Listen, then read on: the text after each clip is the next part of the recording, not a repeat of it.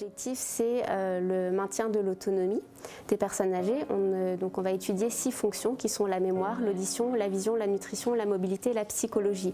L'intérêt du facteur, c'est qu'il peut être le messager d'une fracture numérique.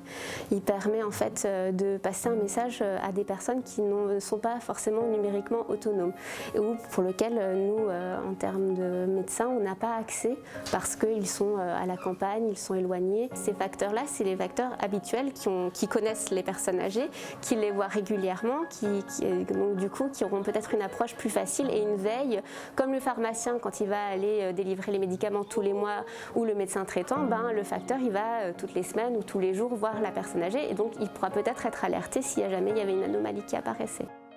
Nous, en fait, on est là pour participer à ce programme, donc dans un premier temps pour faire des steps, ce qu'on appelle. Donc c'est un questionnaire où il y a, on va dire, à peu près 6 questions sur les 6 fonctions essentielles. Et puis il va y avoir 1 ou 2 exercices, comme le test de chuchotement.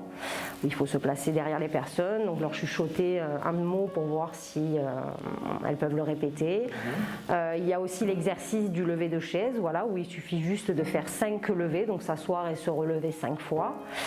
Et voilà, après ça va être des questions sur la nutrition, savoir s'il n'y a pas de problème, si l'appétit est là, si voilà, on est quand même sur une évaluation qui est quand même assez simple pour nous facteurs, puisqu'encore une fois on n'est pas médecin, on a été formé pour mais on n'est pas médecin. Le fait que ce soit le facteur, que ce soit quand même, on va dire entre guillemets, une des personnes les plus proches de nous, parce qu'on ne fait pas ses courses tous les jours. Par contre le facteur normalement il va passer, il passe devant chez nous tous les jours. Même si on ne le connaît pas personnellement, on sait quand même qu'il fait partie d'une institution et donc ça me paraît sérieux. L'objectif principal de l'expérimentation, c'était de savoir est-ce que les facteurs sont capables de faire ce dépistage. Donc la réponse elle est clairement oui.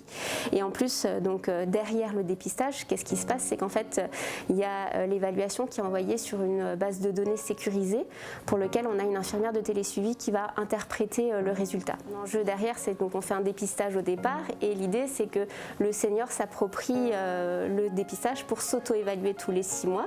Et là on arrive aux 6 mois et on se rend compte que certains passages de facteurs ont permis aux patients de s'auto-évaluer derrière. Donc on recrée une deuxième expérimentation là dans le sud toulousain. Donc c'est parti pour une nouvelle expérience.